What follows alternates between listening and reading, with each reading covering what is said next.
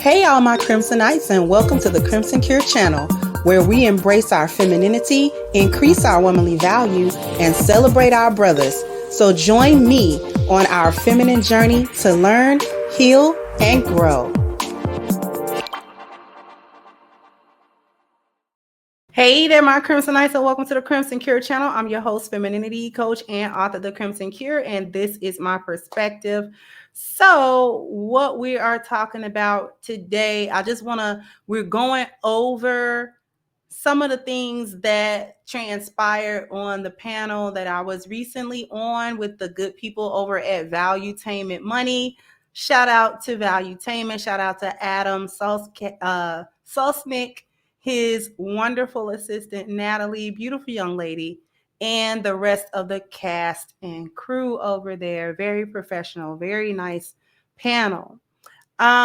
We had a really good discussion, and I just really want to go deeper into some of the things that were talked about and just offer a little bit more of my perspective on things. There was a gentleman by the name of Coach Corey Wayne, who is also on the panel. He and I actually aligned on a lot of different topics, including to a certain extent this one, where we're going to talk about why women let themselves go after marriage. He was partially right, I will say. And shout out to Coach Corey Wayne. He was partially right, but it leaves out a whole different side that I want to get into. So I'm going to be playing part of the clips, and we're going to be stopping it and going through it.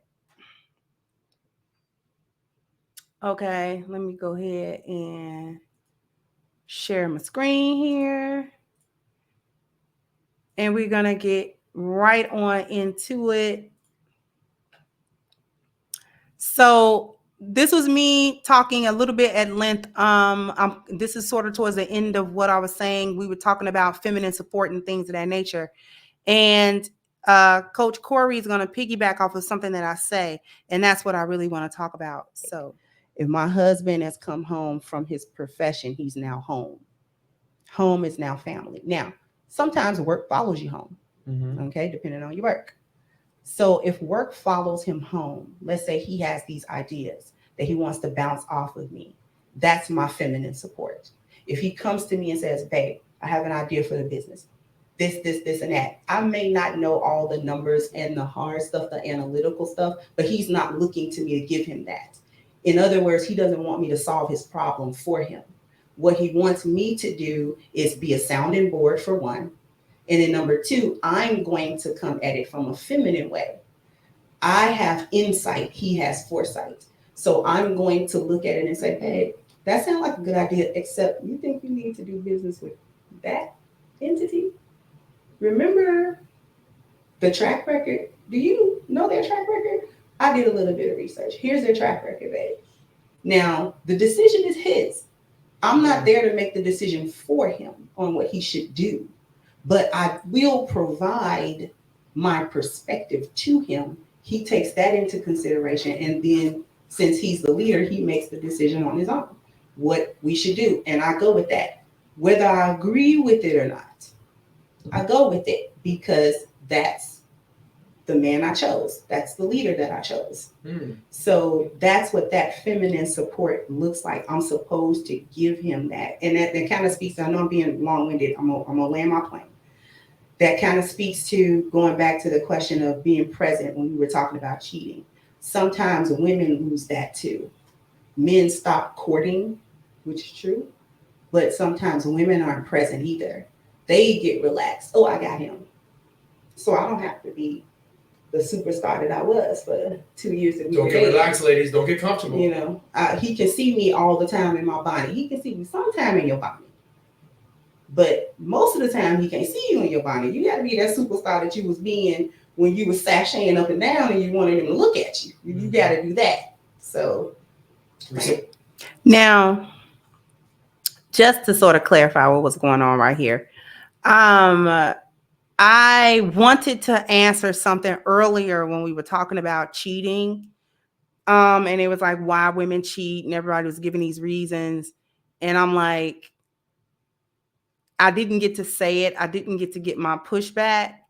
and my pushback was going to be, we don't give men any excuses. We don't say, well, maybe she wasn't present or maybe she was lacking somewhere. Anytime that conversation is held, when we get to talking about what men might have been missing, what needs might not have been getting met by his woman, what needs she was neglecting, we don't give him that excuse. We don't say, well, things were going on in a relationship, blah, blah, blah, blah, and that's why he stepped out. We don't give men any grace there.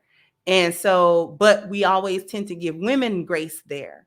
We always tend to say, well, it was something lacking in the relationship. Her needs were not getting met in some way, shape, or form.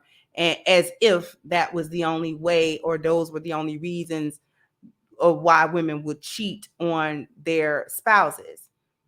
I gave pushback on that. Nowadays, women are cheating because they can. They feel empowered, they feel emboldened, they feel sexually emboldened. So that's where me coming back around, this was me coming back around to that conversation and sort of mentioning you've got to, that is really part of the feminine piece. You got to be able to be present in your relationship as a woman. So here we go, continue. Yeah, but typically the reason the woman stops is she's not feeling it anymore. She doesn't have an emotionally compelling reason to do those things, to dress up, to look beautiful, to try to get his attention. Because if a woman is completely in her feminine and the guy is completely in his masculine and he's showing up and obviously the sex is really good and he's giving her multiple orgasms when they have sex several times a week, she's constantly going to be trying to get his attention, his validation, doing things for him, buying things, picking out clothes, cooking dinner, showing up with surprises, just being the joy in his life. But if she does... And see, this is where I disagree. Women get bored, but a woman's boredom is her issue to resolve most of the time. Because there are times when men do stop courting. And I spoke to this before. Men go into order, and then they go into order usually means routine. Men are fine with routine. Routine helps them many times to structure their day. They know what to expect, and things of that nature. So they are able to plan better and plan accordingly when there is not so much disorder going on around them. That's fine. Women, on the other hand, have a tendency to become, like, oh, well, we fall into the routine. In the routine, she becomes comfortable because the order is comfortable. The order itself is comfortable to women, even if we sometimes will complain or think to ourselves, well, I'm kind of bored, whatever, the order is still comfort, okay? It's still a nest that is being provided. The spark and the spice in the relationship can't always come from the man. And that was my big thing. It can't always come from him. And it's not always his fault that she is resting on her laurels.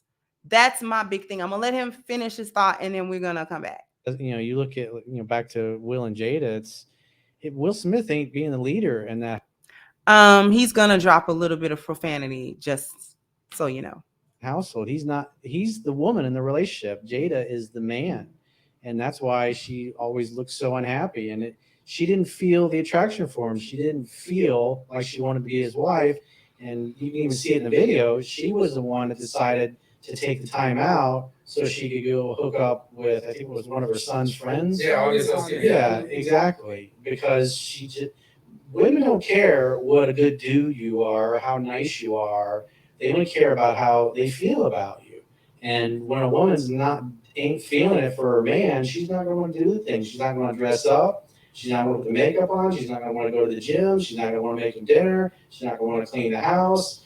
And if he's not showing up acting like a man, typically women tend to get bitchy and upset because they're poking and prodding him, because masculine energy grows through challenge, hoping that he'll step up and start being the leader. Because when you look at Will and Jada, because Will Smith's so soft with her and he doesn't have the balls to stand up to her, he forces her into her masculine. That's why she acts so masculine and she acts like the dude.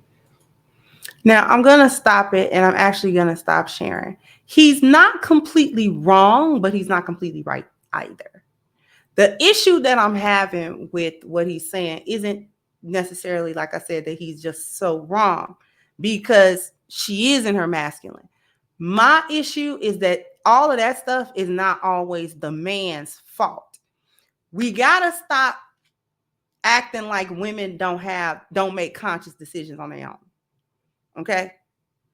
We make conscious decisions on our own. All right? If you married that man, we all know the deal with Will and Jada, right? Not to just spin off on them, but Jada loved Tupac beyond the grave. Okay? She's what somebody might call an alpha widow. She never got over it, and she's not going to get over it. Will was safe for her. That's how she saw Will. Will was safe for her. And Will loved her. She don't love him. She said that as much. That she didn't want to get married. She was crying on the wedding day. She didn't want to do that. Okay? But Will was safe. He's the safety net. That's always who he has been to her. He messed himself up going for her without her having reciprocal feelings for him in that same way. She didn't feel that way about him. He felt that way about her. He was turned on and, excited to be with her. And if she's not feeling you like that from the get-go, but she keeps going in the relationship, understand you're a safety net at this point. She's not going to be attracted, and she going to act out now in this relationship, because she constantly act out. She's going to constantly disrupt the peace in the relationship. She's going to constantly do that. So the thing is this, getting off of Will and Jada and going back to the general scope. We can't be making all of this stuff men's fault all the time. Women make conscious decisions to cheat. Women make conscious decisions that she's not going to want to do anything in the marriage. She rests on her laurels. And the real reason why women do this is because the marriage is the end goal. They don't understand that the marriage is the day they got hired for the job. The dating and the courting was the interviewing process. The wedding was the hire date. The marriage is the job. And modern women don't see it that way. They think the marriage, the wedding, not the marriage, but the wedding was the end result. The end goal, ta-da, I'm married, okay? And then after that, they don't have to do anything because they already got the guy to commit to them. So now they can stop trying, okay? Now they can stop trying. They don't have to turn him on. They don't have to continue the cycle of the reason why he was always turned on in the first place was because she was always invoking his masculine energy. She was always invoking the 4 P's out of him. So he was actively engaging in various forms of his masculinity while in the courtship stage, while in the dating stage. She was constantly showing up with her hair done, her nails done, her toes done, her clothes fly, she's on her best behavior because she's trying to get this guy, okay?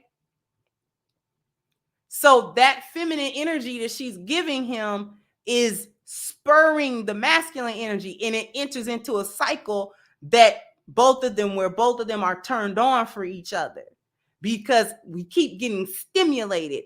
He keeps stimulating me with his masculine energy, and I keep stimulating and responding to him with my feminine energy. You see what I'm saying? After the wedding, and as the marriage progresses, sometimes very soon after the wedding, she starts letting herself go. All of a sudden, it's just a slap ponytail instead of all the curls and the beach waves and the this and the that in her hair. Okay, she ain't really doing her face like that. She go outside and look, face beat to the gods and all that type of stuff. Inside the house, she's not put together really at all because she's just at home chilling. She's not thinking about, this is the same man that I used to try to get to take me this place and that place, and I used to get all dolled up. This is the same man. He's actually with me now all the time. So I need to get dolled up. Are you going to be dolled up 100% of the time? No. But most of the time, even if you're casual with your in-house clothes on, your in-house clothes need to be cute. They got cute lounge clothes, cute, clothes that you would wear inside the house. They make those. Trust and believe me. So running around with just little sweatpants or them little nasty little yoga pants y'all be wearing to be peasy and stuff like that all day with the little dirty t-shirt, we not doing that. And that's what I was talking about. Women are not present in the relationships. They let themselves go. And it's not always something that the man did or stopped doing. She decides to do that on her own because I got you. So now when she got you, she don't have to work no more. That's a lot of women's perspective. So I just wanted to say that and talk about that for a moment. Next thing I want to talk about before we sign off is the fact that you should go into the description box and click the link crimsoncure.com and get your copy of Reclaiming the Black Feminine, The Lies of Feminism and the Road to Recovery, which is on sale now. If you want the digital copy, that's also on sale on Amazon. The link is in the description box. Join me down in the comment section. Show me what you think. Tell me what you think about this. Do you agree, disagree? Do you agree with me? Do you agree with Coach? Let me know in the comment section. Like, share, subscribe to the channel if you have not. Once again, I'm your host, The Crimson Cure, and this was my perspective. Bye-bye, Crimsonites.